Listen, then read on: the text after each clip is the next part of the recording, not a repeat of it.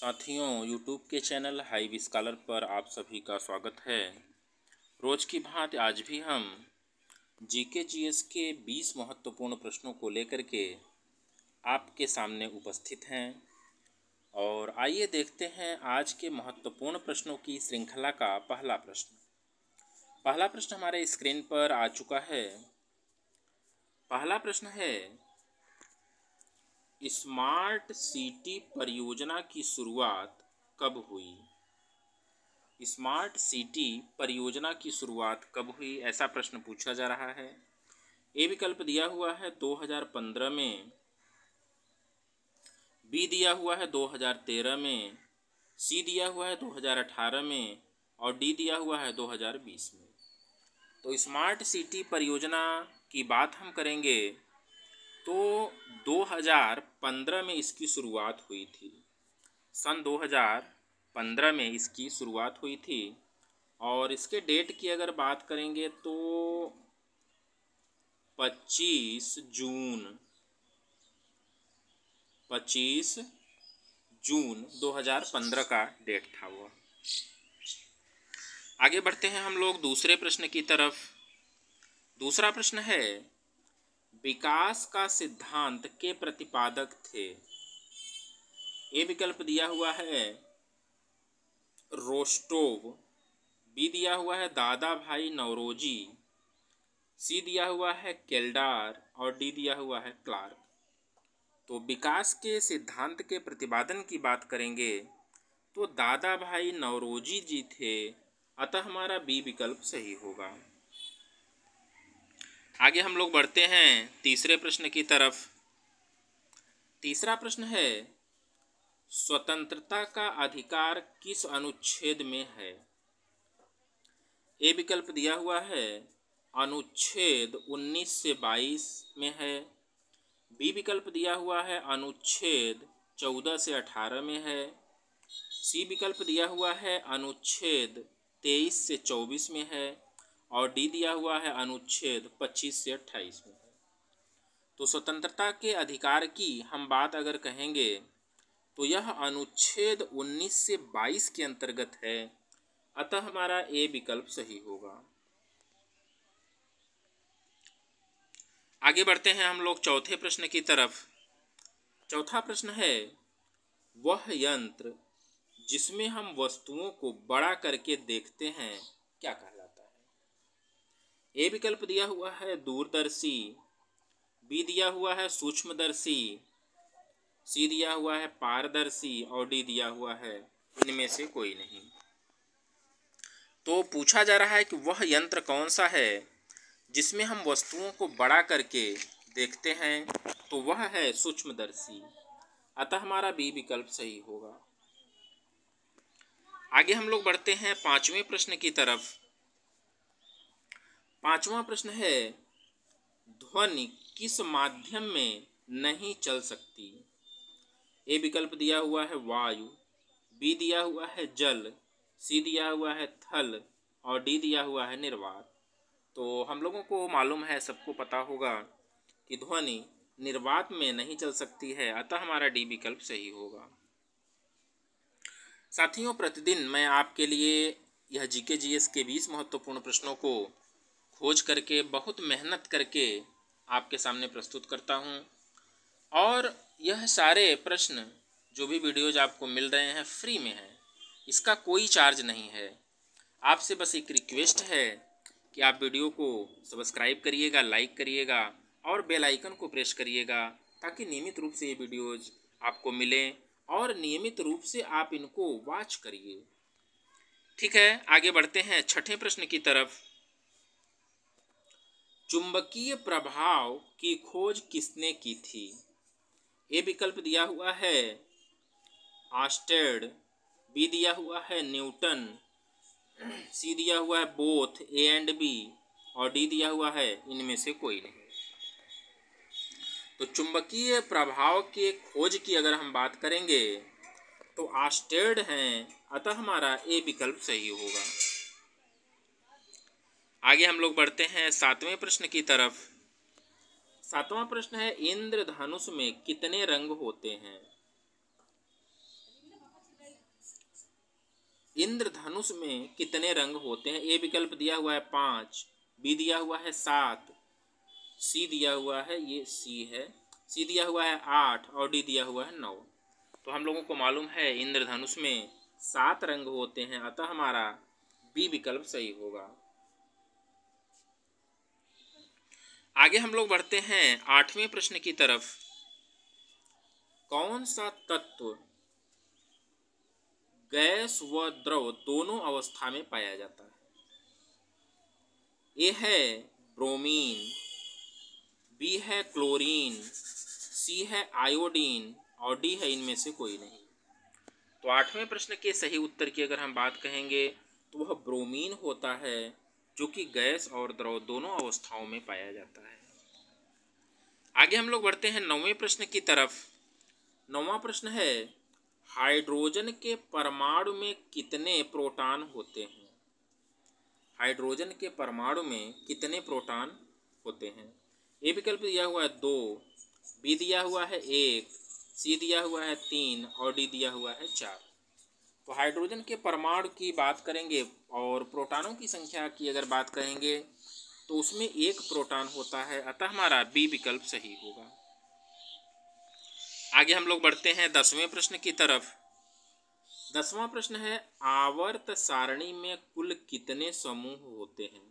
बहुत ही महत्वपूर्ण प्रश्न है रसायन विज्ञान का। तो आइए देखते हैं। ए विकल्प दिया हुआ है 17, बी दिया हुआ है 15, सी दिया हुआ है 18 और डी दिया हुआ है 11। तो आवर्त सारणी में कुल समूहों की संख्या अगर हम बात करेंगे तो कुल 18 समूह होते हैं, अतः हमारा सी विकल्प सही होगा। आगे बढ़ते हैं हम लोग 11वें प्रश्न की तरफ। मार्बल किससे बना होता है? मार्बल जो टाइल्स के रूप में हम लोग फर्शों पर, दीवारों पर प्रयोग करते हैं। ए विकल्प दिया हुआ है कैल्शियम कार्बोनेट, बी दिया हुआ है कैल्शियम हाइड्रोक्साइड, सी दिया हुआ है कैल्शियम क्लोराइड और डी दिया हुआ है इनमें से कोई नहीं। तो मार्बल की अगर हम बात करेंगे तो मार्बल कैल्शियम कार्बोनेट होता है, अतः हमारा ए विकल्प सही होगा। आगे हम लोग बढ़ते हैं आज के 12वें प्रश्न की तरफ और 12वां प्रश्न है, कोशिका की खोज किसने की थी? ए विकल्प दिया हुआ है रॉबर्ट हुक, बी दिया हुआ है रॉबर्ट ब्राउन, सी दिया हुआ है गैलीलियो और डी दिया हुआ है इनमें से कोई नहीं। तो कोशिका के खोज की अगर हम बात करेंगे तो रॉबर्ट हुक महोदय ने कोशिका की खोज की थी, अतः हमारा ए विकल्प सही होगा। आगे हम लोग बढ़ते हैं आज के सेशन के 13वें प्रश्न की तरफ और 13वां प्रश्न हमारे स्क्रीन पर आ चुका है। मानव कोशिका में गुणसूत्रों की संख्या कितनी होती है? ए दिया हुआ है 23, बी दिया हुआ है 46, सी दिया हुआ है 45 और डी दिया हुआ है 48। तो मानव कोशिका में जो गुणसूत्रों की संख्या होती है वह टोटल 46 होती है, अतः हमारा बी विकल्प सही होगा। आगे हम लोग बढ़ते हैं 14वें प्रश्न की तरफ। RNA का क्या कार्य है? ए है प्रोटीन संश्लेषण, बी है ऊर्जा संश्लेषण, सी है विटामिन संश्लेषण और डी है इनमें से कोई नहीं। तो RNA के हम कार्य की अगर बात करेंगे तो यह प्रोटीन का संश्लेषण करता है, अतः हमारा ए विकल्प सही होगा। आगे हम लोग बढ़ते हैं 15वें प्रश्न की तरफ और 15वां प्रश्न हमारे स्क्रीन पर आ चुका है। कवक किस प्रकार के जीव होते हैं? ए विकल्प दिया हुआ है परपोषी, बी दिया हुआ है अपरपोषी, सी दिया हुआ है स्वपोषी और डी दिया हुआ है इनमें से कोई नहीं। तो कवक की अगर हम बात करेंगे तो ये परपोषी होते हैं। कवक जो होते हैं ये परपोषी होते हैं, अतः हमारा ए विकल्प सही होगा। आगे हम लोग बढ़ते हैं 16वें प्रश्न की तरफ। और 16वां प्रश्न है पाई। यह गणित का प्रश्न है, पाई का मान कितना होता है? तो ए विकल्प दिया हुआ है 3.14, बी दिया हुआ है 3.14, अच्छा ए विकल्प दिया हुआ है 3.15, बी दिया हुआ है 3.14, सी दिया हुआ है 3.17 और डी दिया हुआ है 3.18। तो पाई जो होता है इसका मान जो होता है 3.14 होता है, अतः हमारा बी विकल्प सही होगा। इसका मान 22/7 भी होता है, ठीक है ना। इसको हम डिवाइड करेंगे तो 3.14 हमें आंसर मिलेगा। आगे हम लोग बढ़ते हैं 17वें प्रश्न की तरफ। भारतीय संविधान में मौलिक अधिकारों की संख्या कितनी है? 17वां प्रश्न है, भारतीय संविधान में मौलिक अधिकार पूछा जा रहा है। ए विकल्प दिया हुआ है 6, बी है 7, सी है 8 और डी है 9। तो मौलिक अधिकारों की अगर हम बात करेंगे तो मौलिक अधिकार कुल 6 हैं, अतः हमारा ए विकल्प सही होगा। आगे हम लोग बढ़ते हैं 18वें प्रश्न की तरफ। किसे भारत का रॉकी माउंटेन कहा जाता है? ए विकल्प दिया हुआ है हिंद कश्मीर, बी दिया हुआ है अरावली पर्वत, सी दिया हुआ है उत्तराखंड के हिमालय और डी दिया हुआ है पश्चिमी घाट। तो 18वें प्रश्न के सही उत्तर की अगर हम बात करेंगे तो रॉकी माउंटेन के नाम से जाने जाने वाला उत्तराखंड के हिमालय हैं, अतः हमारा सी विकल्प सही होगा। आगे हम लोग बढ़ते हैं 19वें प्रश्न की तरफ और आज के सेशन का सेकेंड लास्ट क्वेश्चन है। साथियों, जो लोग अभी जब तक हमारे चैनल को सब्सक्राइब नहीं किए हैं वो सब्सक्राइब कर लें। जीके जीएस की जितनी भी वीडियोज हैं हमारे प्लेलिस्ट में पड़ी हुई हैं, वहाँ से जा कर के आप निश्चित रूप से देखिए उन वीडियोज को। आप एक नया अनुभव प्राप्त करेंगे, अपनी तैयारी में एक नया अनुभव आप प्राप्त करेंगे। तो हमारे जो है हाइव स्कॉलर चैनल की प्लेलिस्ट में जा कर के वहाँ पर ट्रिपल सी की भी वीडियो मिलेगी, जीके जीएस करंट अफेयर्स इत्यादि सभी वीडियोज पड़ी हुई हैं, वहाँ से आप जा कर के देख सकते हैं। 19वां प्रश्न है, भारत में विधायिका के उच्चतम सदन का नाम क्या है? ए दिया हुआ है लोकसभा, बी दिया हुआ है राज्यसभा, सी दिया हुआ है विधान परिषद और डी दिया हुआ है संसद। तो भारत के विधायिका के उच्चतम सदन की अगर हम बात करेंगे तो वह राज्यसभा होती है, अतः हमारा बी विकल्प सही होगा।